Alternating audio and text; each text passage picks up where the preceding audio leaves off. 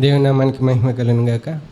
ప్రార్థన చేసుకుందాం. దేవుడు మనకిచ్చిన ఈ మంచి సమయంను దేవుని మహిమార్థమై మనల్ని మనం సిద్ధపరచుకునేటకు మన యొక్క హృదయములను ఆయనకు అప్పగించుకొని దేవుని స్తుతించి ఆరాధించి మన యొక్క జీవితంలో సరి చేసుకుందాం. ప్రార్థన చేసుకుందాం. కృపగలిగిన దేవ, నీ యొక్క నామములకు స్తుతి స్తోత్రములు చెల్లిస్తున్నాం.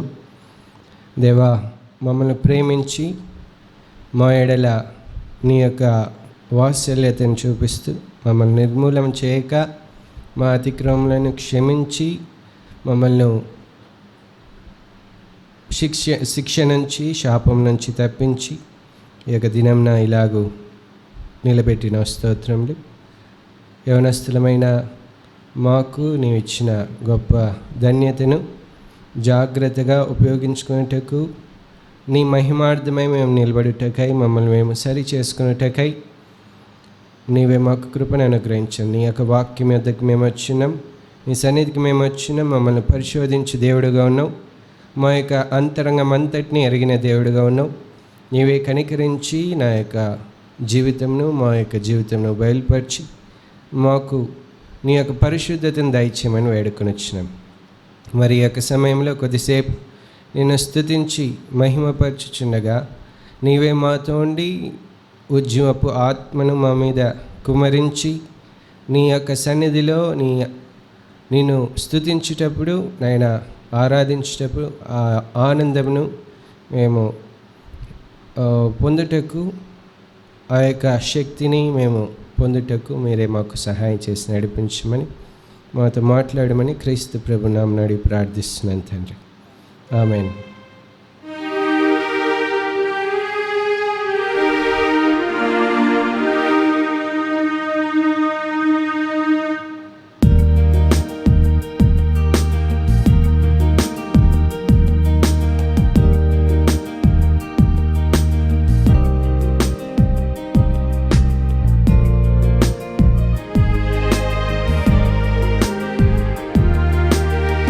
యేసయ్య నిన్నే సేవింతును, ఆరాధింతును, స్తుతింతును.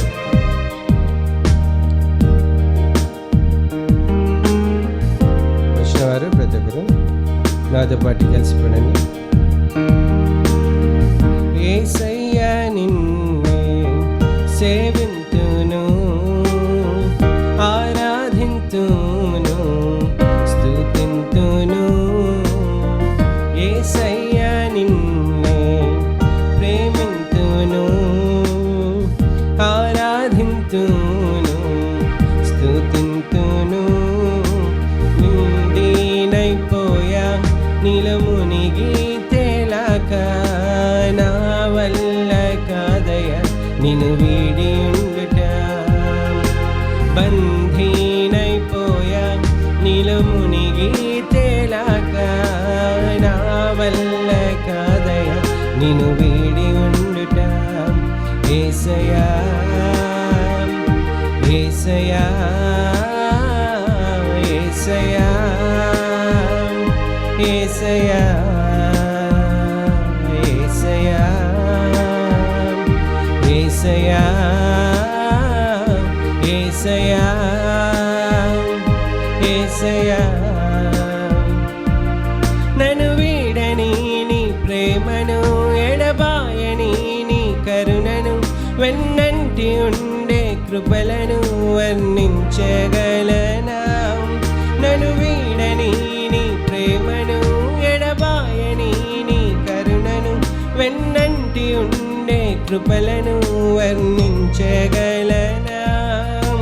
బంధీనైపోయా నిలమునిగి తేలాక, నా వల్ల కాదయ నిన్ను వేడి ఉండుట. బంధీనైపోయా నిలమునిగి తేలాక, నా వల్ల కాదయ నిన్ను వేడి ఉండుట. యేసయ్యా,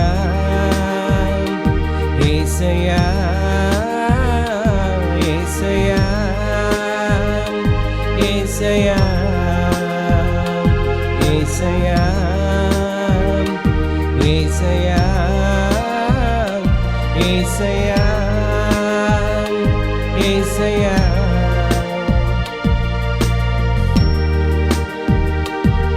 నింపావు నీ అగ్నితో, నింపావు నీ శక్తితో, నింపావు జీవజలముతో, నిన్ను మహిమ పరతును.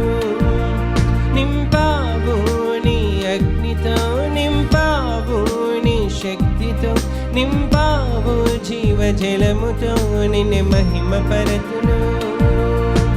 బంధీనైపోయా నీలో మునిగి తేలాక, నా వల్ల కాదయ నిన్ను వీడి ఉండుట. ఓ బంధీనైపోయా నీలో మునిగి తేలాక, నా వల్ల కాదయ నిన్ను వీడి ఉండుట. యేసయ్యా యేసయ్యా యేసయ్యా యేసయ్యా యేసయ్యా యేసయ్యా యేసయ్యా యేసయ్యా.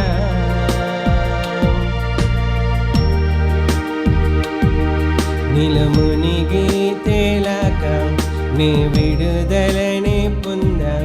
నీలో మునిగి తేలాక నే ఉప్పొంగిపోయా. నీలో మునిగి తేలాక నే జీవముని పొందా.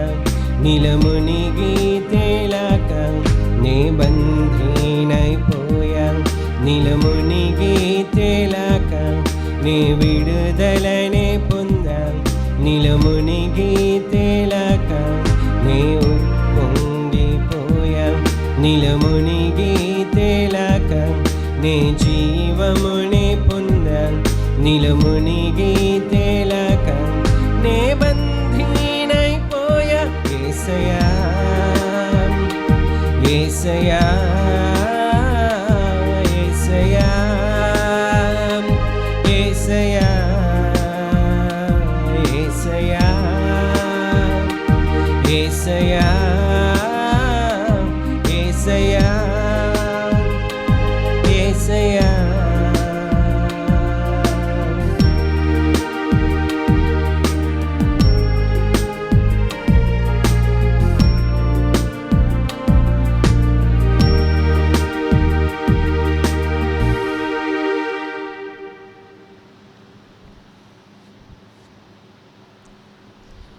నీ పిలుపు వలన నేను నశించిపోలేదు. అందరం కలిసి పాడుకుందాము.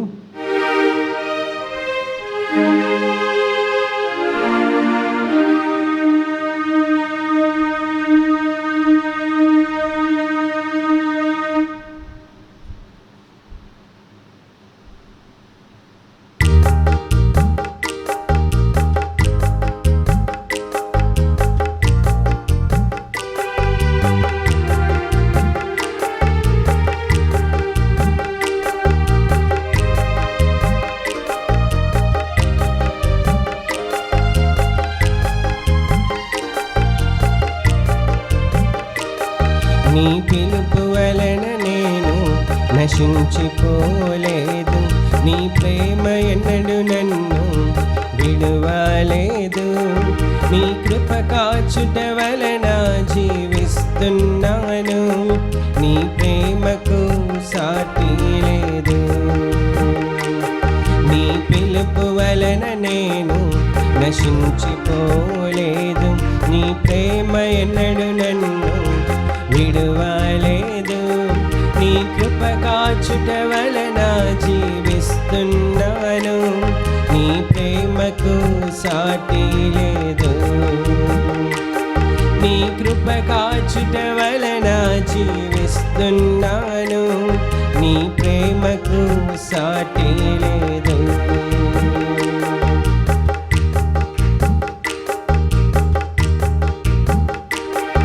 నశించుటకు ఎందరో వేచియున్నను. నశింపని నీ పిలుపు నన్ను కాపాడెను. ద్రోహము నిందల మధ్యలో నే నడచినను. నీ నిర్మల హస్తము నన్ను భరించెను. యజమానుడా యజమానుడా, నన్ను పిలచిన యజమానుడా, యజమానుడా, నా యజమానుడా, నన్ను నడిపించే యజమానుడా, నీ పిలుపు వలన నేను నశించిపోలేదు, నీ ప్రేమ ఎన్నడు నన్ను విడువలేదు, నీ కృప కాచుట వలన జీవిస్తున్నాను, నీ ప్రేమకు సాటి లేదు, నీ కృప కాచుట వలన జీవిస్తున్నాను, నీ ప్రేమకు సాటి లేదు. మనుషులు మూసిన తలుపులు కొన్నైనను నాకై నీవు తెరచినవి అనేకములు, మన వేదనతో నిన్ను విడిచి పరుగెత్తినను, నన్ను వెంటాడి నీ సేవను చేసితివి. నా ఆధారమా, నా దైవమా, పిలిచిన ఈ పిలుపునకు కారణమా, నా ఆధారమా, నా దైవమా, పిలిచిన ఈ పిలుపునకు కారణమా, నీ పిలుపు వలన నేను నశించిపోలేదు, నీ ప్రేమ ఎన్నడు నన్ను విడువలేదు, నీ కృప కాచుట వలన జీవిస్తున్నాను, నీ ప్రేమకు సాటి లేదు, నీ కృప కాచుట వలన జీవిస్తున్నాను, నీ ప్రేమకు సాటి లేదు.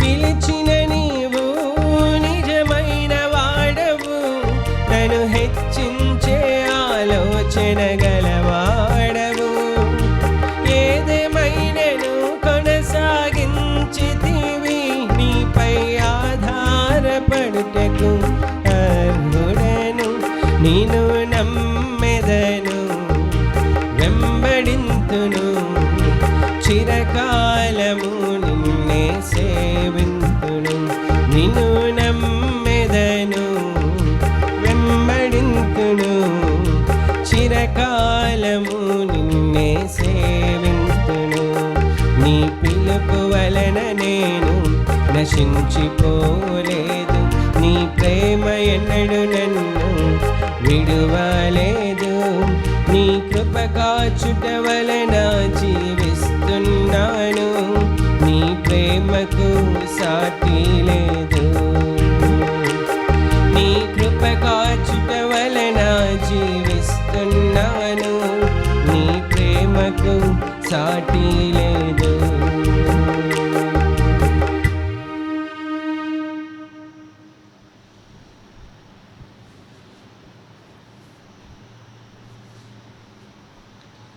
పాడేద నేను ఒక నూతన గీతం, పాడేద మనసారా.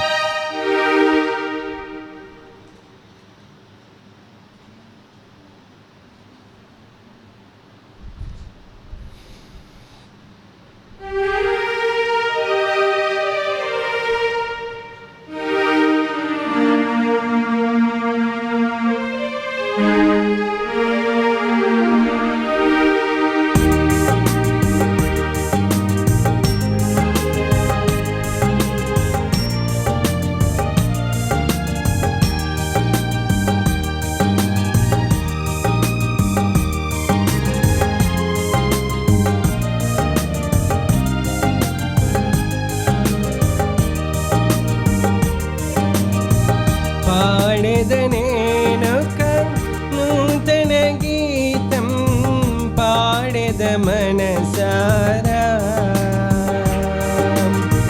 పాడేదనేనొక నూతన గీతం, పాడేద మనసారా, యేసయ్యా నీ నామమేగాక వేరొక నామము లేదాయే, యేసయ్యా నీ నామమేగాక వేరొక నామము లేదాయే. పాడెదనేనొక నూతన గీతం, పాడెద మనసారా.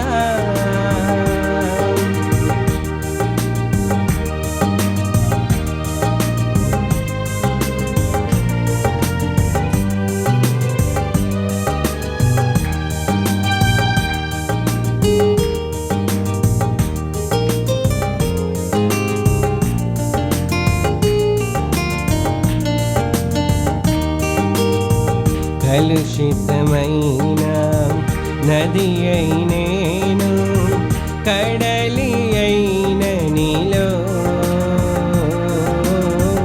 కలుషితమైన నది అయినేను, కడలి అయిన నీలో. కలిసిపోతినే కలువరి దారిలో, కనబడదే ఇక పాపాల రాశి. కలిసిపోతినే కలువరి దారిలో, కనబడదే ఇక పాపాల రాశి. పాడెదనేనొక నూతన గీతం, పాడెద మనసారా. యేసయ్యా నీ నామమేగాక వేరొక నామము లేదాయే. యేసయ్యా నీ నామమేగాక వేరొక నామము లేదాయే. పాడెదనేనొక నూతన గీతం, పాడెద మనసారా. పోరు తరగని సిగసెగలన్నీయు అణచి కృపాతిశయము. పోరు తరగని సిగసెగలన్నీయు అణచి కృపాతిశయము. పొదయైన నా హృదయములోన పొంగెనే అభిషేక తైలము. పొదయైన నా హృదయములోన పొంగెనే అభిషేక తైలం. పాడెదనేనొక నూతన గీతం, పాడెద మనసారా. పాడెదనేనొక నూతన గీతం, పాడెద మనసారా. యేసయ్యా నీ నామమేగాక వేరొక నామము లేదాయే. యేసయ్యా నీ నామమేగాక వేరొక నామము లేదాయే. పాడెదనేనొక నూతన గీతం, పాడెద మనసారా.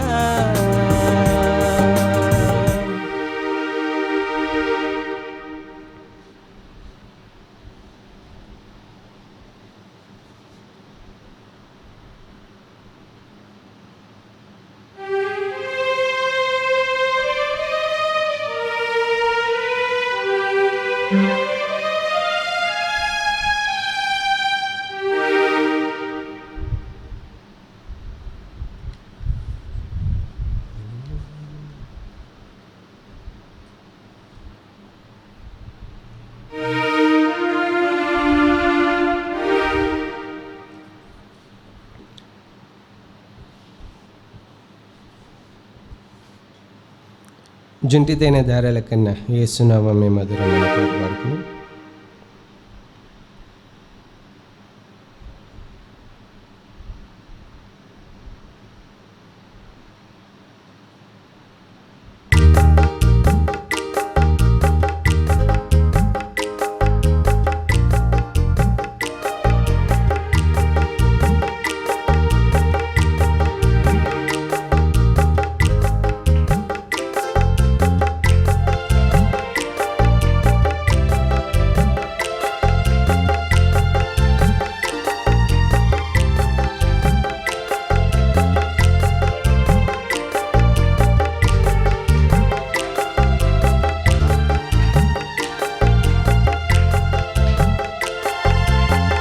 జుంటి తేనె ధరల కన్నా యేసునామమే మధురం, యేసయ్య సన్నిధినే మరువజాలను. జుంటి తేనె ధరల కన్నా యేసునామమే మధురం, యేసయ్య సన్నిధినే మరువజాలను. జీవిత కాలమంతా ఆనందించెదా, యేసయ్యనే ఆరాధించెదా. జీవిత కాలమంతా ఆనందించెదా, యేసయ్యనే ఆరాధించెదా. జుంటి తేనె ధరల కన్నా యేసునామమే మధురం, యేసయ్య సన్నిధినే మరువజాలను. యేసయ్య నామమే బహు పూజనీయము, నాపై దృష్టి నిలిపి సంతుష్టిగా నన్ను ఉంచి. యేసయ్య నామమే బహు పూజనీయము, నాపై దృష్టి నిలిపి సంతుష్టిగా నన్ను ఉంచి. నన్నెంతగానో దీవించి జీవజలపు ఊటలతో ఉజ్జీవింపచేసినే. నన్నెంతగానో దీవించి జీవజలపు ఊటలతో ఉజ్జీవింపచేసినే. జుంటి తేనె ధరల కన్నా యేసునామమే మధురం, యేసయ్య సన్నిధినే మరువజాలను. జుంటి తేనె ధరల కన్నా యేసునామమే మధురం, యేసయ్య సన్నిధినే మరువజాలను. యేసయ్య నామమే బలమైన దుర్గము, నా తోడై నిలిచి క్షేమముగా నన్ను దాచి. యేసయ్య నామమే బలమైన దుర్గము, నా తోడై నిలిచి క్షేమముగా నన్ను దాచి. నన్నెంతగానో కరుణించి పవిత్ర లేఖనాలతో ఉత్తేజింపజేసినే. నన్నెంతగానో కరుణించి పవిత్ర లేఖనాలతో ఉత్తేజింపజేసినే. జుంటి తేనె ధారల కన్నా యేసునామమే మధురం, యేసయ్య సన్నిధినే మరువజాలను. జుంటి తేనె ధారల కన్నా యేసునామమే మధురం,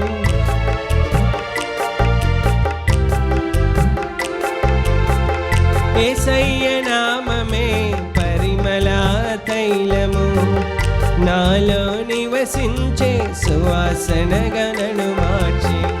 యేసయ్య నామమే పరిమళ తైలము, నాలో నివసించే సువాసనగా నన్ను మార్చి. నన్నెంతగానో ప్రేమించి విజయోత్సవాలతో ఊరేగింపజేసినే. నన్నెంతగానో ప్రేమించి విజయోత్సవాలతో ఊరేగింపజేసినే. జుంటి తేనె ధారల కన్నా యేసునామమే మధురం, యేసయ్య సన్నిధినే మరువజాలను. జుంటి తేనె ధారల కన్నా యేసునామమే మధురం, యేసయ్య సన్నిధిని మరువజాలను. జీవిత కాలమంతా ఆనందించెదా, యేసయ్యనే ఆరాధించెదా. జీవిత కాలమంతా ఆనందించెదా, యేసయ్యనే ఆరాధించెదా. జుంటి తేనె ధారల కన్నా యేసునామమే మధురం, యేసయ్య సన్నిధినే మరువజాలను.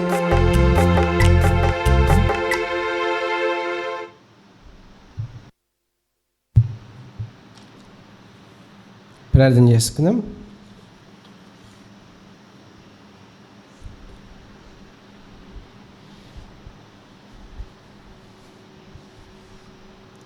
కృపగలిగిన మా దేవా, నీ యొక్క నామానికి స్తోత్రములు. ఇంతవరకు పాటల ద్వారా నిన్ను స్తుతించుటకై, ఆరాధించుటకై నీ యొక్క ప్రేమను మా ఎడల ఎలాగో కనపరిచినావో అది జ్ఞాపకం చేసుకున్నటకై మాకు ఇచ్చిన కృపను బట్టి స్తోత్రములు. నీ యొక్క పరిమళ తైలమును మేము పొందిన వారమై మేము సువాసనగా జీవించుటకు సహాయం చేయండి.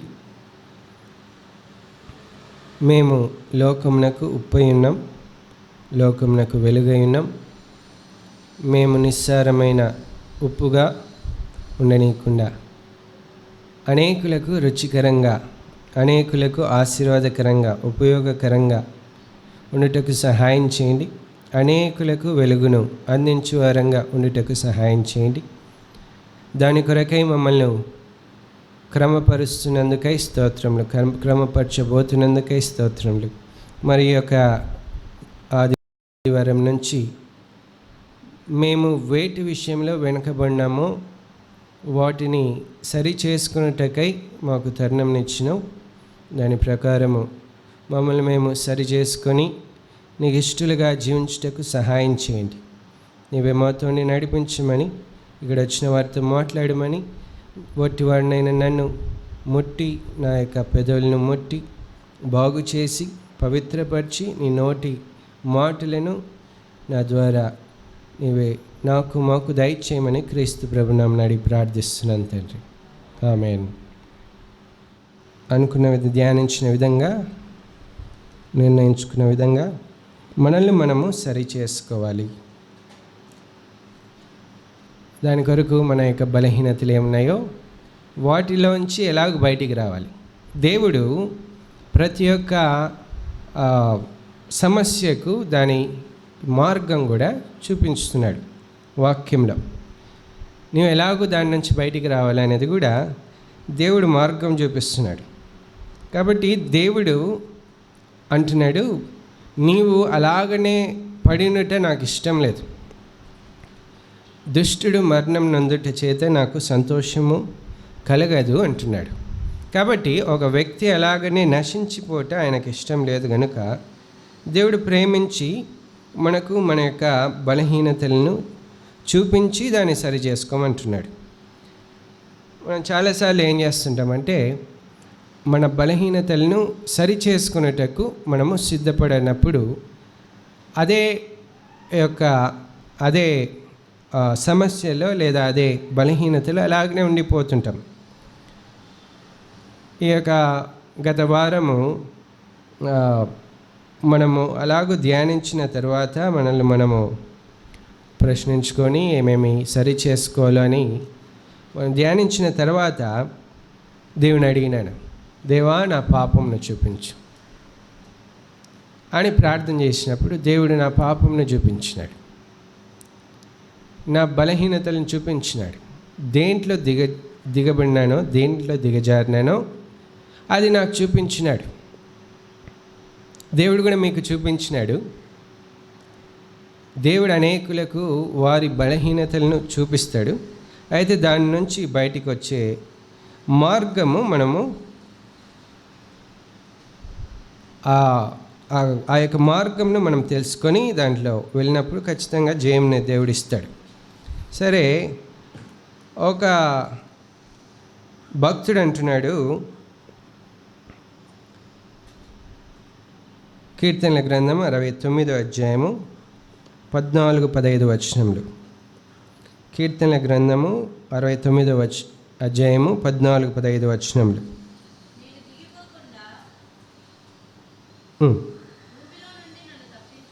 నేను దిగిపోకుండా ఊబిలో నుండి నన్ను తప్పించుము.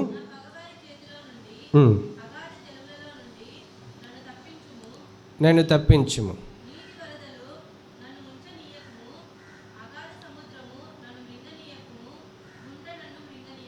చాలు, ఫ్యాన్ వేసి. నాకు కష్టం కదా. చూడు ఏం సౌండ్ వస్తుంది, ఎక్కువ వస్తుందా చూడు.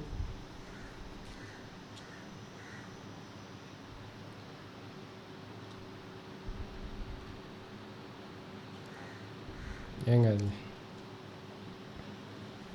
ఇక్కడ భక్తుడు అంటున్నాడు, నేను దిగిపోకుండా ఊబిలో ఉండి నన్ను తప్పించుము, నా పగవారి చేతిలో ఉండి అగాధ జములలో నుండి నన్ను తప్పించుము. నన్ను తప్పించుము, నన్ను తప్పించుము. ఆ భక్తుడు చేస్తున్న ప్రార్థన దేంట్లో దిగినాడంటే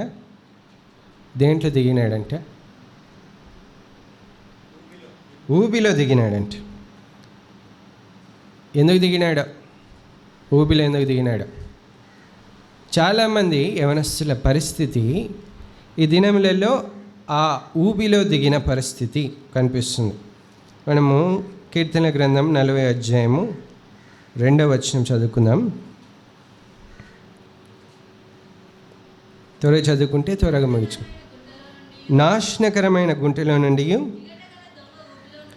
జిగటగల దొంగ ఊబిలో నుండి, చూడండి, నాశనకరమైన గుంటలో నుండి, జిగటగల దొంగ ఊబి నుంచి ఆయన దేంట్లో పడినాడంట? నాశనకరమైన గుంటలో పడినాడంట, జిగటగల దొంగ ఊబిలో పడినాడంట.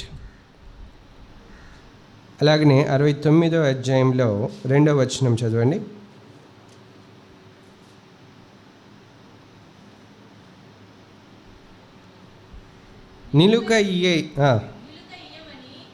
నిలుక ఇయ్యని అగాధమైన దొంగ ఊబిలో నేను దిగిపోచున్నాను, అగాధ జలములలో నేను దిగబడి ఉన్నాను. ఇక్కడ ఈ 2 వచనములు మనం చూసుకున్నప్పుడు ఏమంట? నాశనకరమైన గుంట, జిగటగల దొంగ ఊబి. తర్వాత ఇక్కడ రాయబడుతుంది అగాధమైన దొంగ ఊబి, అగాధ జలములు. ఈ 3 కార్యములు ఇక్కడ మనం చూస్తున్నాం ఈ 2 వచనములలోంచి. 1 నాశనకరమైన గుంట, 2 జిగటగల ఊబి, 3 అగాధ జలములు. ఈ 3 కూడా ఆయనను ముంచివేసినాయంట. పోయినసారి మనము డిస్కస్ చేస్తున్నప్పుడు ఒక వ్యక్తి ఈ మాట చెప్పినాడు, ఏంటి? నన్ను ఇవి ముంచివేసినాయి కాబట్టి నేను పైకి రాలేకున్నాను. కాబట్టి ఈ లోకములో ఈ కార్యములు లేదా నాశనకరమైన గుంట, జిగటగల దొంగ ఊబి, తర్వాత అగాధ జలములు, ఈ 3 కూడా ముంచివేసే పరిస్థితి, మనల్ని ముంచివేసే పరిస్థితి. ఇది యవనస్తులలో జరుగుతున్న కార్యము.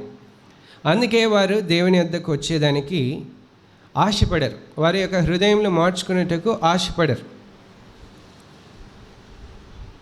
నాశనకరమైన గుంట, ఇంగ్లీష్లో ఏముందంటే హారిబుల్ పిట్, ఇంకోటి ఏముందంటే pit of destruction. Pit of destruction అంటే నాశనము చేసే గుంట.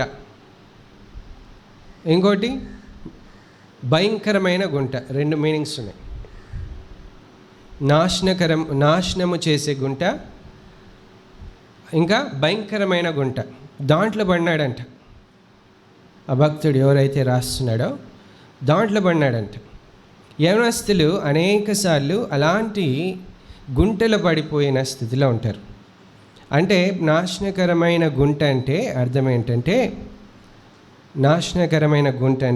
ఏంటంటే, నాశనమును నడిపించే కార్యములు. ఇంకొకటి చూసిన పిట్ ఆఫ్ డిస్ట్రక్షన్ అంటే నాశనము చేసే గుంట. ఒక గుంట ఉందంట, అది నాశనం చేసేది. సరే, నాశనము చేసేటివి ఏంటి అనేది బైబిల్ గ్రంథంలో మనం చూసినప్పుడు దాని నుంచి ఎట్లా బయటికి రావాలో మనము చూసుకోవచ్చు. నాశనము చేసేటివి ఏంటి? ఏమేమి మీకు తెలుసా? ఎవరికైనా తెలుసా? నాశనం చేసేటివి ఏంటి? నాశనం చేసేటివి ఏంటి?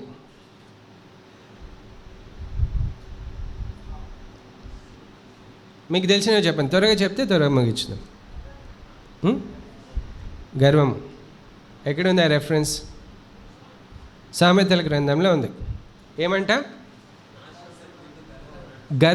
నాశనంకు ముందు గర్వము నడచును, నాశనకరమైన గుంటలో పడుట అంటే గర్వము ఉంది అని అర్థం.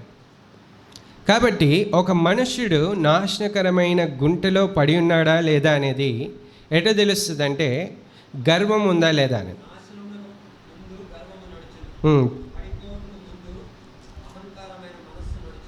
16వ అధ్యాయము సామెతల గ్రంథము 16వ అధ్యాయము 18వ వచనం.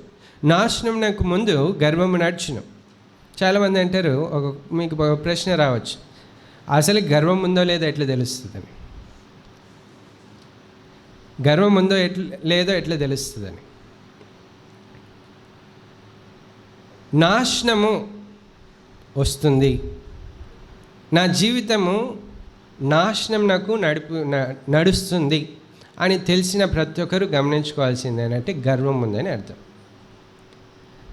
ఇది ఒక స్టేజ్లో ప్రతి ఒక్కరికి తెలుస్తుంది. నాశనకు నడుస్తున్నాను నేను అనేది ఒక స్టేజ్లో ప్రతి ఒక్కరికి తెలుస్తుంది. తెలుస్తుందా లేదా? తెలుస్తుందా లేదా? ఒక నిప్పు మార్గం ఉందనుకోండి, నిప్పులున్న మార్గం ఉందనుకోండి. ఆ నిప్పులున్న మార్గంలో నువ్వు ప్రయాణం చేస్తూ ఉన్నావు. ప్రయాణం చేసేటప్పుడు అక్కడ నిప్పులు ఉన్నాయా లేదా అనేది నీకు ఎట్లా తెలుస్తుంది? ఎట్లా తెలుస్తుంది? బాబా దాని దగ్గర పోతే తెలుస్తుందా? వేడి వస్తుంది. దగ్గరికి వెళ్ళే కొద్దీ ఆ వేడి వస్తుంది. ఓ, ఇక్కడ నిప్పులు ఉన్నాయి లేదా నాశనం ఉంది. నీకు వచ్చే వేడిని బట్టి తెలిసిపోతుంది. ఆ మార్గం అనేది వేడితో ఉంటుంది. ఏది దాని దగ్గర వెళ్ళేసరికి వేడి అనేది నిన్ను తాకుతుంటుంది. చాలామందికి ఈ నాశనములో నడుస్తున్నాను, నాశనం అనే మార్గంలో నడుస్తున్నాను, ఆ గుంటలో పడినాననే సిగ్నల్స్ వస్తుంటాయి. కానీ వారు దాన్ని మార్చుకోలేని స్థితి. అందుకు వేటి ద్వారా నాశనం వస్తుందనే దేవుని వాక్యం. ఒకటి గర్వం అనేది మనల్ని నాశనంకు నడిపిస్తుంది.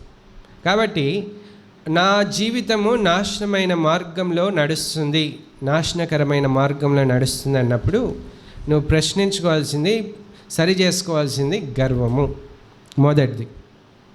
రెండవది ఆదికాండము 6వ అధ్యాయము 13వ వచనం.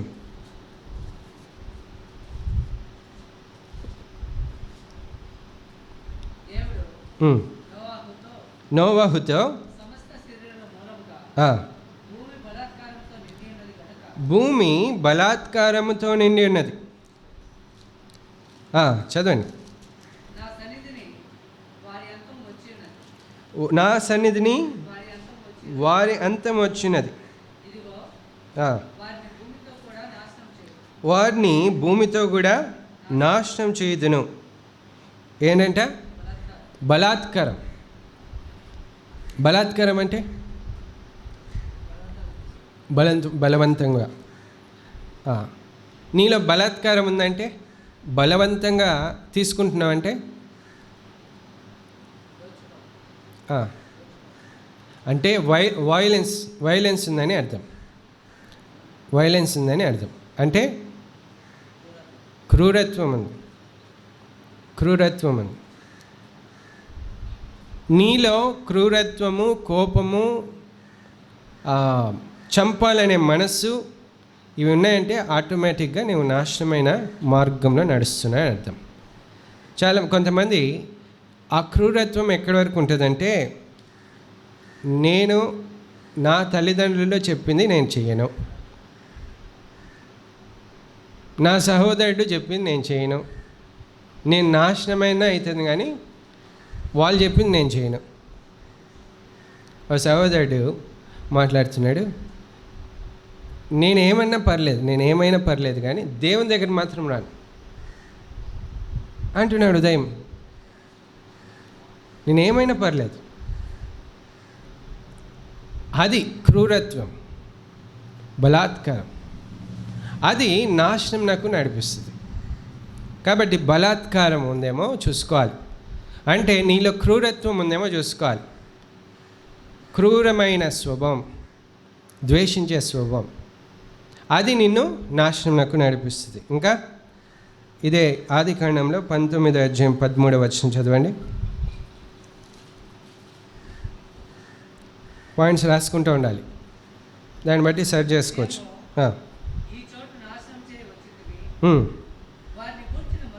వారిని గూర్చిన మొర వారిని గూర్చిన మొర యెహోవా సన్నిధిలో. కాబట్టి దేవుని వాక్యం చెప్తున్నది, దేవుడు అంటున్నాడు సొదొమ గొమొర్రా పట్టణంలను నాశనం చేయటకు వచ్చినాడు. ఎందుకంటే వారిని గూర్చిన మొర గొప్పదైంది. భూమిని ఆకాశంను సాక్షులుగా దేవుడు ఉంచినాడు. భూమిని ఆకాశంను సాక్షులుగా దేవుడు ఉంచినాడు.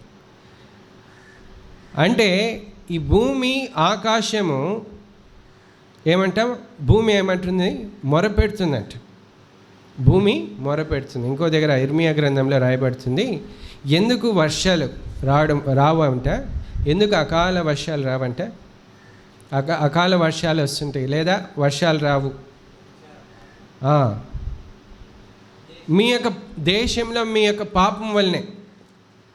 ఇప్పుడు సొదొమ గొమొర్రా యొక్క పాపము దేవుని దృష్టికి ఎంతో భయంకరంగా ఉన్నది, వారు చేసే పాపం.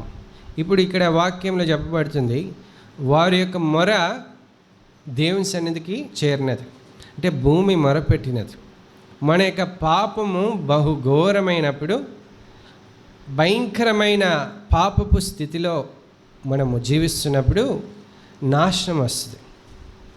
ఒకవేళ నీవు నాశనమైన మార్గంలో నడుస్తున్నావు అంటే భయంకరమైన పాపంలో నీవు చిక్కుబడినావని అర్థం.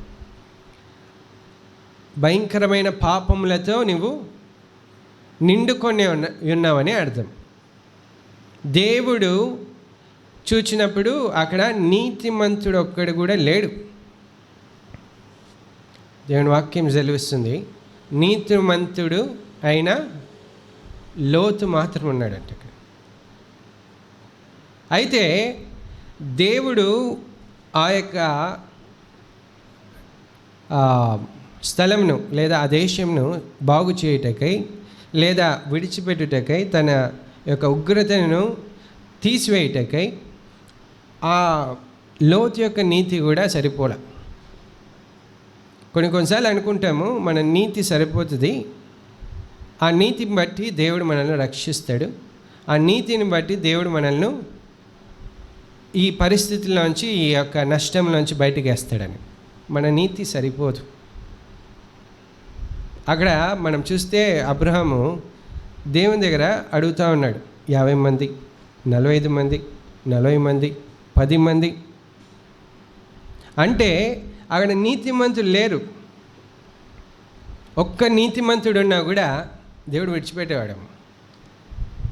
లోతు యొక్క నీతి దేవునికి అనుకూలంగా లేదు.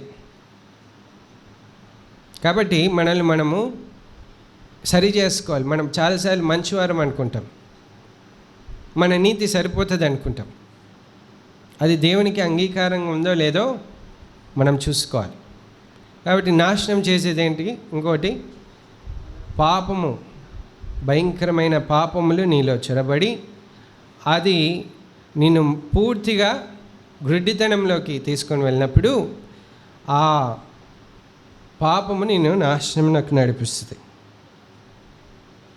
ఇంకా సామెతల గ్రంథము 23వ అధ్యాయము 27వ వచనం.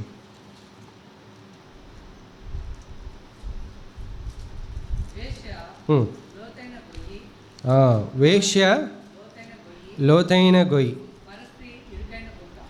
పరస్త్రీ వేశ్య లోతైన గొయ్యి. చాలామంది యవనస్తులు ఈ మధ్యకాలంలో చూసినప్పుడు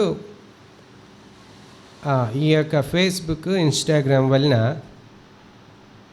ఎలాగూ ట్రాప్లో పడిపోతున్నారో. ఆ ట్రాప్లో పడిపోయి గుంటలో పడిపోతున్నారు. నిన్న మాకు తెలిసిన ఒక సహోదరి వాళ్ళ కుమార్తెకి చెప్తా ఉన్నారు. ఏమని చెప్తున్నారు? ఈ ఇన్స్టాగ్రాము, ఫేస్బుక్ వల్ల ఎంత జీవితాలు నష్టపోతాయో అది నీకు అర్థం కావడం లేదు. నువ్వు ఎవరు మెసేజ్ చేసినా వెంటనే రిప్లై ఇస్తుంటుందంట. ఎవరైనా తెలియదు, హాయ్ అంటే హాయ్, ఇంకంతే కాన్వర్జేషన్ స్టార్ట్ అవుతుంది. మనుషులు ఎలాగూ ట్రాప్లు పడిపోతున్నారు చూడండి. ఇది యవనస్తులలో ఎక్కువ ఉంది. ఇది నాశనంకు తీసుకొని పోతుంది. చాలామంది ఆ నాశనం అనే గుంటలు పడిపోయి ఉన్నారు. అప్పుడు ఏమవుతుంది తెలుసా? అలాగూ కాన్వర్జేషన్ మొదలుపెట్టినప్పుడు పరిశుద్ధత నీకు జ్ఞాపకం రాదు, దేవుడు నీకు జ్ఞాపకం రాడు. దావీదు గురించి మనకు చాలాసార్లు విన్నాము. దావీదు గురించి దేవుడు చెప్తున్న మాట, నా ఇష్టానుసారుడు. అయితే బెత్షెబాతో పాపం చేసేటప్పుడు అతనికి ఏ గ్రహింపు రాలా, అవునా కదా? ఏ గ్రహింపు రాలా, ఆ పరిశుద్ధత ఏమిటి గ్రహింపు రాలా. దేవుడు పరిశుద్ధతను కోరుకునేవాడనే గ్రహింపు రాలా. చాలామంది యవనస్తులకు దేవుడు పరిశుద్ధతను కోరుకునేవాడు అనే గ్రహింపు రాదు. దేవుడు నా తలంపులన్నిటినీ పరిశోధిస్తూ ఉంటాడు అనే గ్రహింపు రాదు. మెరిటిట్లో మనము సాహు అన్న ద్వారా మెసేజ్ విన్నప్పుడు ఆయన అంటున్నాడు, ఆయన ఒక మాటను గుర్తు చేసినాడు బైబిల్ గ్రంథంలో. యోబు అంటున్నాడంట, నేను నా కన్నులతో నిబంధన చేసుకున్నాను. నేను ట్రాన్స్లేషన్ చేస్తున్నాను కాబట్టి నా పక్కనే ఉన్నారు కాబట్టి టక్కుమని కొట్టుకుంది. ఆ మాట గుచ్చుకుంది. అట్ని కన్నులతో నిబంధన చేసుకున్నాడు. చాలాసార్లు నేను ఆ మాటను చదివిన, చాలాసార్లు. ఇంకా దాని కింద వచనాలు చూస్తే భయంకరంగా ఉంటాయి. ఒకవేళ నేను పరిస్థితిని చూస్తే మోహిస్తే భయంకరమైన మాటలు ఉన్నాయి. అంతగా నిబంధన చేసుకున్నాడు. అది చదవండి ఒకసారి.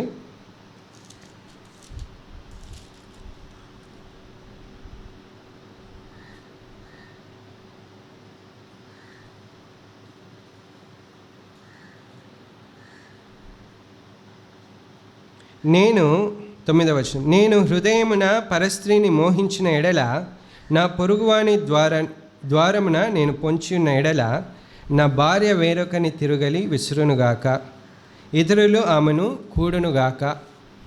అంత కఠినమైన నిబంధన చేసుకున్నాడు. అంత కఠినమైన నిబంధన. ఆడొక ప్రశ్న వేసినాడు సేవకుడు.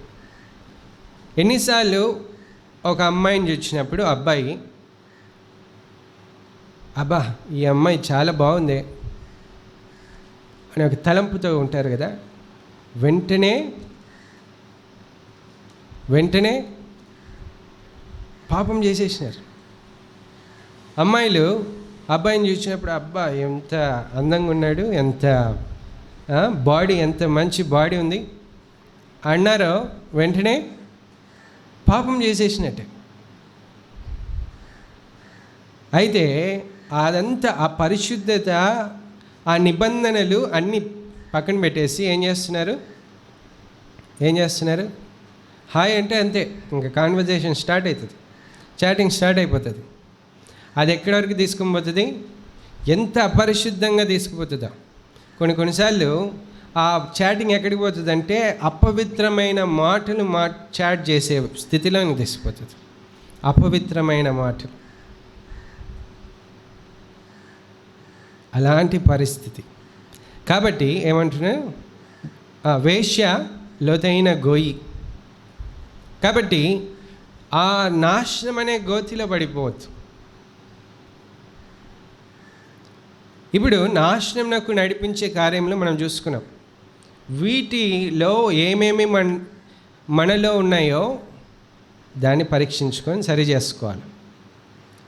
మరొకసారి దేవుడు చెప్తున్న మాట ఏంటంటే, దేవుడు పరిశుద్ధుడు, ఆయన పరిశుద్ధతను కోరుకునేవాడు, మనలో పరిశుద్ధతను కోరుకునేవాడు. నీవు దేవుని బిడ్డగా జీవించాలంటే పరిశుద్ధమైన జీవితము పొందుకోవాలి.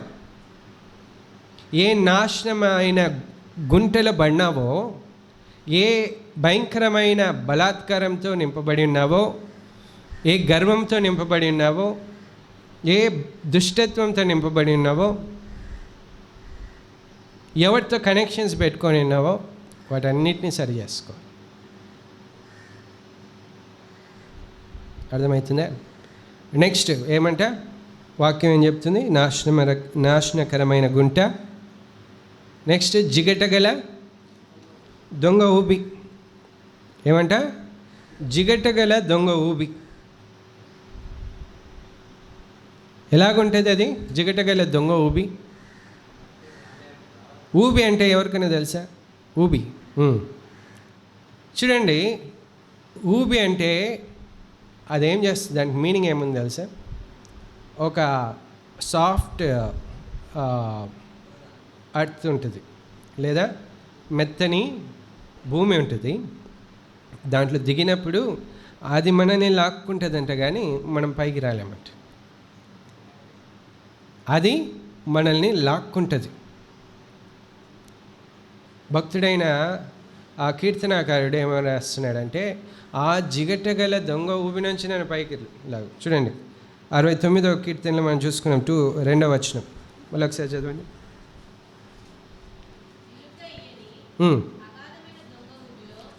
నిలుక అంటే అర్థం ఏంటి?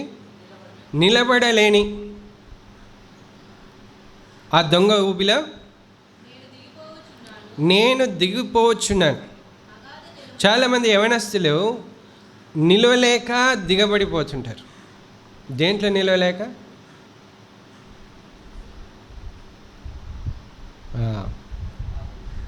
మీ జీవితంలో నిలబడలేని స్థితిలో ఉంటారు. అది దొంగ ఊబి. సరే, ఏమని చెప్పుకున్నాం? ఆ ఊబి మనల్ని లాగుతాడంట, పట్టేస్తుంది. దాని అర్థం ఏంటంటే పాపం యొక్క అవేమంటారు, పాపము మనల్ని పట్టేస్తుంది. అలాగ ఇంగ్లీష్లో క్లచెస్ ఆఫ్ సిన్. ఆ ట్రాప్లో పడిపోతుంటారు. ఇంకా దాని నుంచి బయటికి వచ్చేదానికి కాదు. చాలామంది అలాగూ పాపంలో పడిపోతున్నారు. దాని నుంచి బయటికి అడుగేసేదానికి, దాని నుంచి బయటికి వచ్చేదానికి ఎవరికి చేతగాడంలో. పాపం అనేది అలాగూ మనల్ని పట్టుకుందంటే అది అంత ఈజీగా వదలదు. చాలామంది ఎందుకు ఈ పరిశుద్ధతను కోల్పోతున్నారంటే పాపం నాకు అలవాటైపోయింటారు. ఇంకా దాని నుంచి బయటికి వచ్చేదానికి కాదు. దాని నుంచి బయటికి రావాలంటే ఏం చేయాలా? మామూలుగా ఊబిలో పడినాడు ఏం చేయాలా? ఒకరి సహాయం కోరుకోవాలి. ఒకరి చెయ్యి ఇచ్చినప్పుడు, ఇట్లా చెయ్యి అందించినప్పుడు, చెయ్యి అందుకున్నప్పుడు వాడు బయటికి లాగుతేనే వస్తుంది. అంటే అంత బలముగా పట్టేస్తుంది ఆ ఊబి. పట్టేసేదే కాదు, లోపలికి లాక్కుంటూ పోతుంది. పాపం కూడా అలాగూ లాక్కుంటూ పోతుంది కనుక దాని నుంచి బయటికి రాలేని పరిస్థితి. ఇప్పుడు దాని నుంచి విడుదల పొందాలి. ఆ బంధకముల నుంచి విడుదల పొందాలి. ఆ బంధకముల నుంచి విడుదల పొందాలి. తిమోతికి రాసిన మొదటి పత్రిక 6వ అధ్యాయము 9వ వచనం చదువుకుందాం.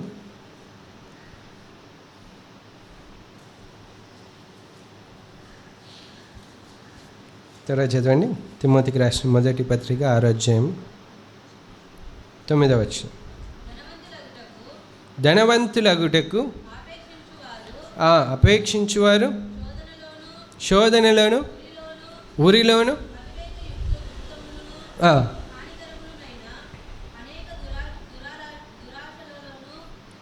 పడిపోతారంట. డబ్బును ఆశించేవారు. కాబట్టి ధన ఆశ అనేది చాలా భయంకరమైనది. యవనస్తులలో ఎక్కువ ఈ ధనం మీద ఆశ ఉంటుంది. సిటీస్లో యవనస్తుల్ని చూస్తే వారు ఎందుకు ఆ పాపపు ఊబిలో పడిపోతూ ఉంటారంటే, వారికి డబ్బు మీద ఆశ ఉంటుంది, సంపాదన ఉంటుంది. వారికి చేతి నిండా డబ్బు ఉన్నప్పుడు ఆ ధనమోసంలకు వెళ్ళిపోయినప్పుడు ఆటోమేటిక్గా పాపంలోనికి జారుకుంటారు.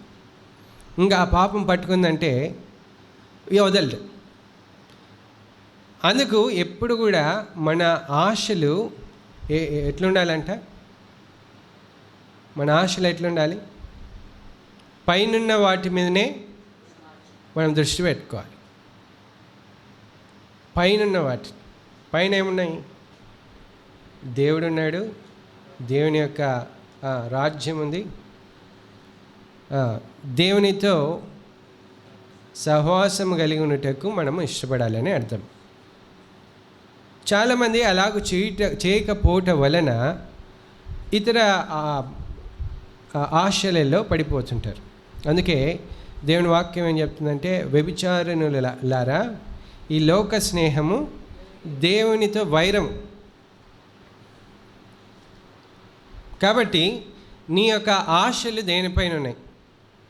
ఒకవేళ ధనపైన ఉన్నట్లయితే, డబ్బు పైన ఉన్నట్లయితే, ఆ ఊబిలో పడినప్పుడు నువ్వు బయటికి రాలేవు.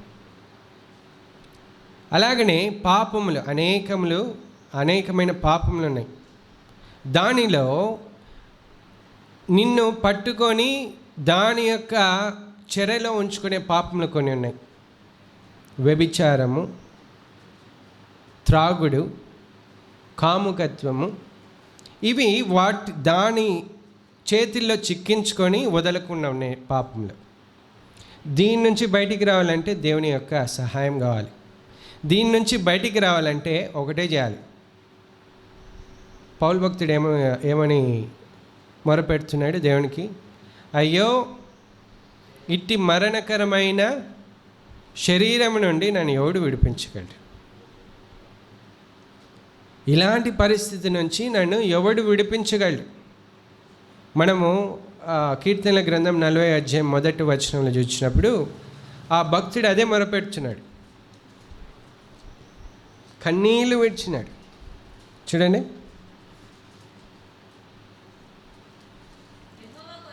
యెహోవా కొరకు సహనముతో కనిపెట్టుకొంటిని, నాకు చెవియొగ్గి నా మొర ఆలకించినాడు. నా మొర ఆలకించినాడు. నేను ఏడ్చినప్పుడు నా మొరను ఆలకించినాడు. పౌలు భక్తుడు అంటున్నాడు, నేను ఇట్టి మరణకరమైన శరీరం నుండి నన్ను ఎవడు విడిపించగలడు? ఎందుకంటే నన్ను బంధించిన పాపములు, నన్ను విడిచిపెట్టని పాపములు. నేను మంచి చేయాలనుకుంటున్నా కానీ చెడే చేస్తున్నా. అదే జిగటగల దొంగ ఊబి. మంచి చేయాలనుకుంటారు, లేదా దేవునిలో ఉండాలనుకుంటారు, లేదా మార్పు చెందాలనుకుంటారు, కానీ ఈ పాపంలో ఏం చేస్తుంటాయి? వెనక్కి లాగుతుంటాయి, కిందికి లాగివేస్తూ ఉంటాయి. అప్పుడు నీవు బయటికి రాలేవు. కాబట్టి నీ యొక్క జీవితంలో ఏ పాపములు, మనం ఇందాక చూసుకున్నట్లుగా వ్యభిచారమా, జారత్వమా, త్రాగుడా, కాముకత్వమా, ఇంకా సినిమాల, కొంతమందికి సెల్ ఎక్కువ అలవాటు ఉంటుంది, దాంట్లో దిగిన వారు బయటికి రాలేరు. సెల్ కంపల్సరీ కనీసం 1 సెకండ్ పక్క ఆఫ్ చేసినారంటే మళ్ళీ ఆన్ అయిండాల. ఏముండదు, యూట్యూబ్ని పైకి కిందకి 10 సార్లు తిప్పుతారు, మళ్ళీ ఆఫ్ చేస్తారు, మళ్ళీ యూట్యూబ్ పైకి కిందకి 10 సార్లు తిప్పుతారు. ఇన్స్టాగ్రామ్ ఉన్న వాళ్ళు అయితే ఏం స్టోరీస్ వస్తుంటాయి, అన్ని 100 స్టోరీస్ చూసిన తర్వాత మళ్ళీ క్లోజ్ చేస్తారు, మళ్ళీ 2 సెకండ్స్కి అంతా మళ్ళీ ఓపెన్ చేస్తారు, అన్ని స్టోరీస్ చూస్తారు. నేను చూడలేదు. సెల్ ఫోన్ అనేది ఒక ఊబి, పాపపు ఊబి. ఇంకా ఏం చెప్తుందంటే వాక్యము ప్రసంగి గ్రంథంలో 7వ అధ్యాయము 5వ అధ్యాయం 22వ వచనం.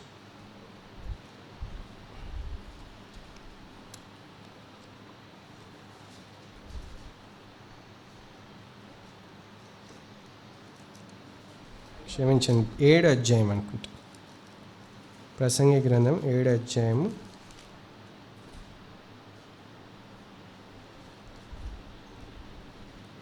26వ వచనం.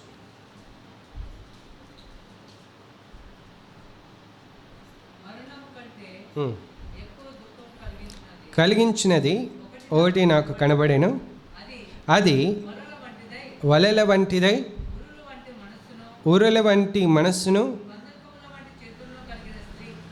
చూడండి, స్త్రీ కూడా అంట. ఈ ఇన్స్టాగ్రామ్లలో వీటిల్లో ఒక్కసారి తగులుకున్నారంటే దాని నుంచి బయటికి రావడము చాలా కష్టం. ఇక్కడ కూడా నాశనకరమైన గుంటలో ఆ స్త్రీ ఉంది, ఇక్కడ కూడా ఉంది.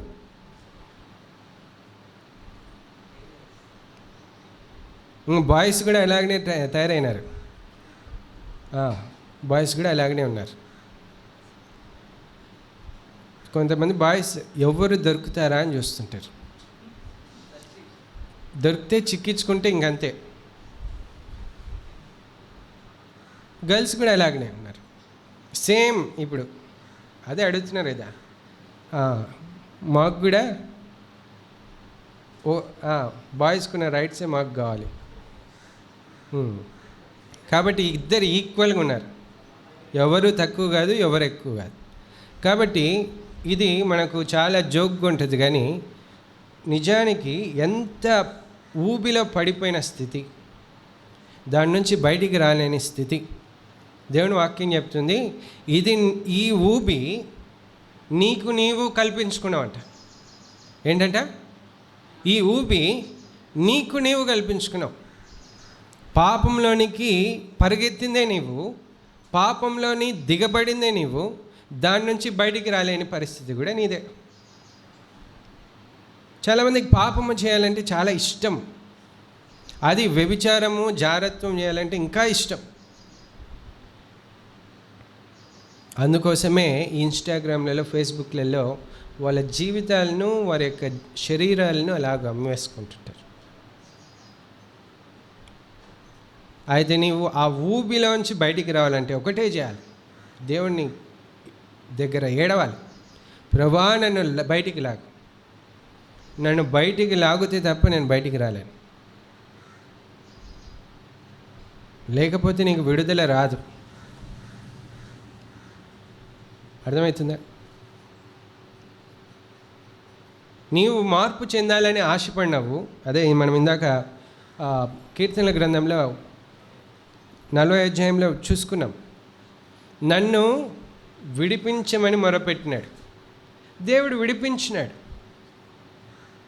నన్ను విడిపించమని మొరపెట్టినప్పుడు దేవుడు విడిపించినాడు. దేవుడు నీ యొక్క మొరను ఆలకించాలంటే మొదట నీలో స్టార్ట్ అయిన ఆ ఆశ దేవునిలోకి రావాలి, నా జీవితాన్ని మార్చుకోవాలి, ఈ యొక్క ఊబి నుంచి బయటికి రావాలి, నాశనకరమైన గుంటలోంచి నేను బయటికి రావాలి అని నువ్వు ఆశపడినావు. దాని తగిన ప్రార్థన దేవుని దగ్గర ఏడవాలి. ఓ సహోదరుడు అంటున్నాడు, నేను బాగా ప్రార్థన చేస్తున్నా కానీ నా అలవాట్లు పోవడం లేదు, మళ్ళీ అలవాట్లలోకి పోతున్నానంటే దేవుని దగ్గర పోయి ఏడువు, దేవా విడిపించమని ఏడువు అని చెప్తే ఆ సహోదరునికి అర్థం కావడం లేదు. నీవు ఊబిలో పడిపోయినావు, పాపపు క్లచెస్లోనికి వెళ్ళిపోయినావు, నాశనమైన మార్గంలో నడుస్తున్నావు. అయితే నీకు ఏడుపు లేదు, నేను బయటికి రావాలా అనే ఏడుపు లేదు. నేను నాశనంలోకే పోతాను, ఆ ఊబిలోనే ఉంటాను, చచ్చిపోతాను. ఆ ఊబి ఎలాంటిది తెలుసా? కిందికి లాగుతూ ఉంటుంది. ఎంతవరకు? నువ్వు మునిగిపోయి ప్రాణం పోయేంత వరకు, ఈ పాపములో మునిగిపోయేంత వరకు నేను లాగుతూనే ఉంటుంది. అయితే ఒక్కసారి దేవునికి ప్రార్థన చేసినప్పుడు, ఒక్కసారి దేవుని యొద్ద మొరపెట్టినప్పుడు, ఏడ్చినప్పుడు, నన్ను బయటికి లాగంటే దేవుడు బయటికి లాగేస్తాడు. చేయబట్టుకుని బయటికి లాగేస్తాడు అంతే. మూడోది ఏం చేసుకున్నాం? అగాధ జలములు. ఇది మెయిన్ అన్నమాట. అగాధ జలములు అంటే దేన్ని సూచిస్తుంది? ఇది అగాధ జలములు లోకం. అగాధ జలములు దేన్ని సూచిస్తుంది? లోకము. అవేమంటున్నాడు భక్తుడు? ఏం రాస్తున్నాడు? అగాధ జలములు నన్ను కప్పివేయుచున్నవి. లోకము కప్పివేస్తుంది. లోకంలో ఏమేమి ఉన్నాయి? లోకాశలు, శరీరాశలు, మళ్ళీ ఇవన్నీ వస్తాయి. కానీ మెయిన్ ఏంటంటే లోక ఆశ, లోకమును అనుసరించుట. లోకము ఎలాగూ నడుస్తుందో నేను అలాగూ నడవాలి అనుకునేవారు దాంట్లో మునిగిపోతారు. కొంతమంది ఎలాంటి ఆలోచనలు ఉంటాయంటే, వారు ఎలా చేస్తున్నారు కదా, నేను కూడా చేస్తే ఏమవుతుంది? వాళ్ళు ఎలాగ నడుచుకుంటున్నారు కదా, నేను నడుచుకుంటే ఏమవుతుంది?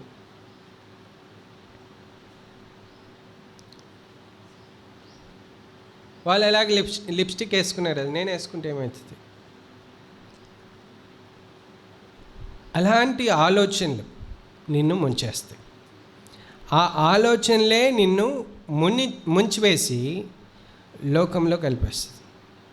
చాలామంది ఆ ఆలోచనలు, ఆ ఆశలతోనే వాళ్ళు ఇద్దరు తిరుగుతున్నారు, అమ్మాయి అబ్బాయి తిరుగుతున్నారు, నేను తిరిగితే ఏమవుతుంది?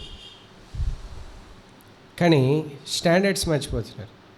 నేను తిరిగితే ఇది దేవునికి అనుకూలమైనది కాదు, నేను తిరిగితే దేవుని చూపించే వ్యక్తిని కాదు అనే స్టాండర్డ్స్ పోతున్నాయి. లోకాశలు, లోకము ఎట్లా అనుసరిస్తే అలాగూ నేను అనుసరించాలని ఆశపడేవారు. కాబట్టి ఈ లోకాశలు జయించాలి అంటే లోకము దేవుడు వేరు అనే సంగతి మొదట తెలియాలి. సిరికిని దేవునికిని దాసుడుగా ఉండనేలేరు. ఇంకో దగ్గర రాయబడుతుంది, లోకము ఒకేసారి లోకమునకు దేవునికి దాసుడుగా ఉండలేడంట. కాబట్టి లోకమునకు దాసుడుగా ఉండాలి అనేవారు వారు ఆ లోక పద్ధతుల్లోనికి నడిపించుకుంటుంటారు. అయితే నేను దేవుని వాడను, దేవుని దాసుడను, దేవుడు నన్ను ఎన్నుకున్నాడు, దేవునికే నేను నమ్మకంగా జీవించాలనే వారు ఏం చేస్తుంటారంటే దేవుడు చెప్పిన స్టాండర్డ్స్ని బట్టి ఇది తప్పు, ఇది రైట్ అనేది తెలుసుకొని దాని ప్రకారము నడుచుకుంటుంటారు. కాబట్టి ఇప్పుడు మనం విన్న దాన్ని బట్టి మనలో ఏమేమి ఉన్నాయో, ఏ బలహీనతలు ఉన్నాయో, ఏ మిస్టేక్స్ ఉన్నాయో, ఏవి మనల్ని ముంచి వేసినాయో, దేంట్లో దిగబడినామో, ఏ గుంటలో పడినామో, నాశనమునకు మార్గంలో నడుస్తున్నామో అవన్నీ గ్రహించుకొని వాటిని సరి చేసుకుంటూ రావాలి. ఈ సరి చేసుకోవాలంటే మీరు చేయాల్సిందే ఒకటే, దేవుని ఎదుట మొరపెట్టాలి, అడుక్కోవాలి, ఏడవాలి, నన్ను విడిపించు, నన్ను బయటికి తీసుకొని రా, నన్ను ముంచి వేయకుండా నన్ను కాపాడు, నన్ను దిగిపోనట్లుగా చేయకుండా నన్ను కాపాడు, ఈ పాపం యొక్క పట్టు నుంచి నన్ను విడిపించు అని మొరపెట్టినప్పుడే విడుదల. ఇది చేస్తేనే మీకు అందరికి విడుదల, మనకందరికి విడుదల. ప్రార్థన చేసుకుందాం. కృపగలిగిన మా దేవాని యొక్క నామానికి స్తోత్రములు. విన్న వాక్యంను బట్టి మమ్మల్ని మేము సరి చేసుకునేటకు సహాయం చేయండి. మేము దేంట్లో దిగబడి ఉన్నామో, మేము ఏ గుంటలో పడి ఉన్నామో, మమ్మల్ని ఏవి ముంచి వేస్తున్నాయి, ఏ ఆశలు ముంచి వేస్తున్నాయో, ఎలాంటి పద్ధతులు మమ్మల్ని ముంచివేసినాయో దాని ప్రకారంగా మేము లోకంను అనుసరించి దేవుని యొక్క పరిశుద్ధతను, పవిత్రతను కోల్పోయినామో, దేవునితో సహవాసంను కోల్పోయినామో అది మేము గ్రహించుకునే కృపను దయచేయండి. మాలో ఉన్న బలహీనతలన్నింటినీ చూపిస్తున్న దేవా, మేము నీ మార్గంలో సరైన మార్గంలో నడుచుటకు మాకు కృపను అనుగ్రహించమని వేడుకొనొచ్చున్నాను. దేవా, మమ్మల్ని మేము నీకు అప్పచెప్పుకున్నట్టుకు సహాయం చేయండి. మరొకసారి నీవు చూపించిన కృపను బట్టి నేను స్తుతిస్తూ నీ యొక్క గొప్ప జయమును మాకు అనుగ్రహించమని వేడుకొనొచ్చు. యవనస్తులైన ప్రతి ఒక్కరిని దర్శించండి. వీరి యొక్క జీవితములు పరిశుద్ధపరచుకున్నట్టుకై నీవే ఒక్కొక్కరికి సహాయం చేయమని క్రీస్తు ప్రభువు నామమున అడిగి ప్రార్థిస్తున్నాను తండ్రి. ఆమేన్. మన ప్రభు అయిన యేసుక్రీస్తు కృపయు తండ్రి అయిన దేవుని యొక్క ప్రేమయు పరిశుద్ధాత్మని యొక్క సహవాసం నిత్యం మనతో ఉండి మనం పడిన ప్రతి ఒక్క గుంటె నుంచి, ఊబి నుంచి, ఆ యొక్క అగాధ జలములలోంచి, లోకంలోంచి మనల్ని బయటికి తీసుకొని వచ్చి దేవునికి నమ్మకస్తులమై జీవించినట్లుగా సహాయం చేసి నడిపించునుగాక. ఆమేన్.